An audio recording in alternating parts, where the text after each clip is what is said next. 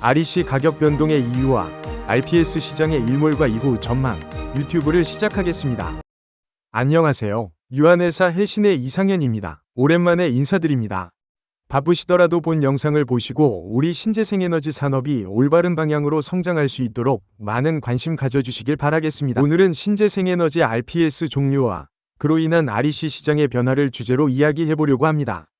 최근 REC 현물 가격이 크게 떨어지며 신재생에너지 사업자들에게 큰 충격을 주고 있습니다. REC 가격 급락과 시장 구조의 변화는 단순히 한두 사업자만의 문제가 아니라 신재생에너지 전체 산업에 큰 영향을 미치고 있는데요.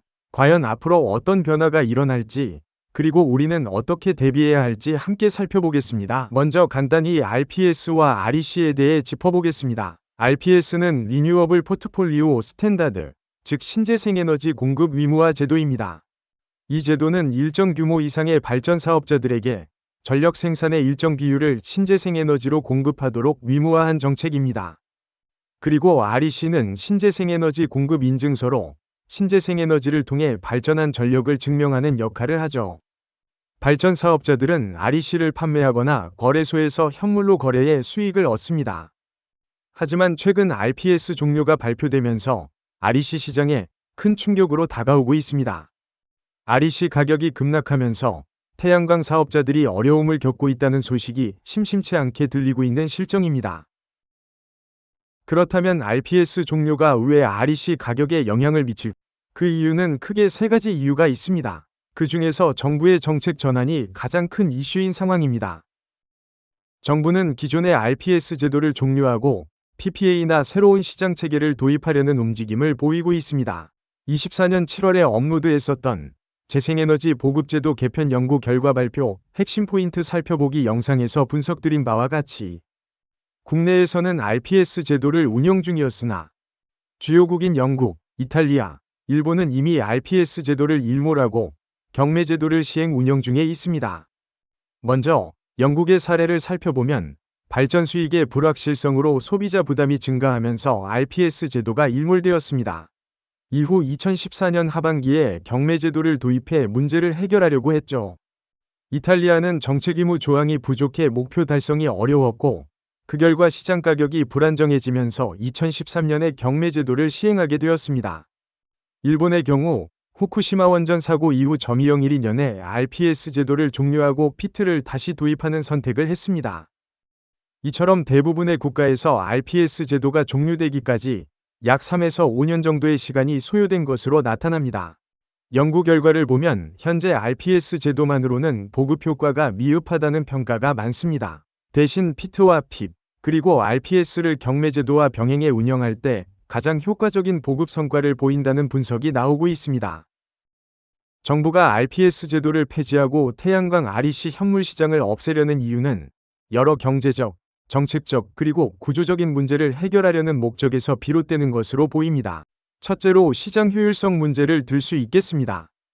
REC 현물 시장은 가격 변동성이 크며 발전 사업자와 투자자의 예측 가능성을 낮추는 요인으로 작용합니다. 현물 시장 중심의 구조는 장기적인 수익 안정성을 저해하며 사업자들이 안정적인 수익 모델을 찾기 어렵게 만듭니다. 두 번째로 공급 과잉 문제를 들 수 있습니다. 태양광과 풍력발전소의 증가로 인해 REC 공급이 과잉 상태에 빠졌습니다. 수요는 RPS 의무량 증가 속도를 따라가지 못하며 가격 하락을 초래했습니다. 이로 인해 소규모 발전 사업자의 수익성이 악화되고 시장이 왜곡되었습니다. 이러한 이유로 정부는 RPS 제도와 현물 시장의 구조적 문제를 해결하고 보다 효율적이고 안정적인 에너지 정책 방향으로 전환하기 위해 폐지 결정을 내린 것으로 보입니다. 이 변화는 신재생에너지 산업에 어떤 영향을 미칠까요? 신재생에너지 시장의 또 다른 변화는 바로 REC 거래 방식의 단일화입니다. 현재 현물 시장과 입찰 시장이 이원화되어 운영되고 있지만 앞으로는 정부 입찰 시장으로 통합될 예정입니다. 현행 장기계약 가격과 PPA 가격 사이에서 결정될 것으로 전망하고 있으며 수요 의무 시장 구조는 유지할 것으로 보입니다. 기존에는 RPS라는 제도를 통해 발전 사업자들이 일정량의 신재생에너지를 의무적으로 생산해야 했지만 이제는 직접 PPA, 즉 발전 사업자와 소비자가 직접 계약을 맺어 거래하는 방식으로 전환되는 추세입니다. 이 변화는 신재생에너지 산업에 어떤 영향을 미칠까요? 정부는 입찰 시장을 통해 발전 사업자 간 경쟁을 유도하고 더 낮은 비용으로 신재생에너지를 확보하려고 할 것입니다. 또 입찰 시장에서는 고정된 계약 기간 동안 안정적인 가격을 보장받을 수 있어 사업자들에게 더 유리할 수도 있을 것으로 예상됩니다. RPS 종료는 신재생에너지 산업의 새로운 전환점이 될 것입니다. 결론적으로 RPS 종료는 신재생에너지 시장에 큰 변화를 가져올 것입니다. 이제는 발전 사업자와 정부가 함께 새로운 시장 구조를 만들어가야 할 때입니다. 참고로 최근 REC 동향에 대해 많은 분들께서 문의를 주시는데 2024년 하반기에 REC 하락 시그널은 계속해서 있었고 이에 따라 관계 전문가들 또한 REC의 하락을 예측하고 있었습니다. 다만 이 하락폭이 어느 정도 될 것인가 그리고 언제까지 지속될 것인가 이것까지는 예측하기는 어렵습니다. 특히나 현재 초유의 사태인 대통령 구속을 앞에 두고 있는 상황이라 더욱이 예측은 어려운 상황입니다. 과거에 제가 자주 했던 말이 태양광 발전 시장이 정치와는 무관하길 바란다고 하였는데 태양광 발전 사업의 가장 큰 리스크가 정부 리스크로 자리를 잡은 지금은 어떠한 것도 예측이 어려운 상황입니다. 그리고 위와 같은 현물 시장의 불확실성이 커질수록 올 한 해는 민간 대민간 계약이 활성화가 있지 않을까 조심스럽게 예측이 되는 바 사전에 문의 주시면 재생에너지 전기공급 사업자로서 중간 역할을 해보도록 하겠습니다. 여러분은 이번 RPS 종료와 REC 가격 변동에 대해 어떻게 생각하시나요? 댓글로 여러분의 의견을 남겨주세요.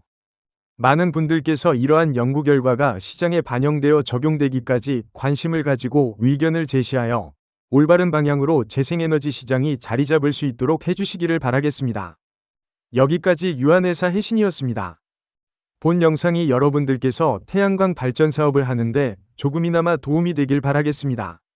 그리고 본 영상이 도움이 조금이나마 되셨다면 구독과 좋아요 한 번씩 부탁드립니다. 다음 영상에서는 더 유익한 태양광 발전 정보를 가지고 돌아오겠습니다. 감사합니다.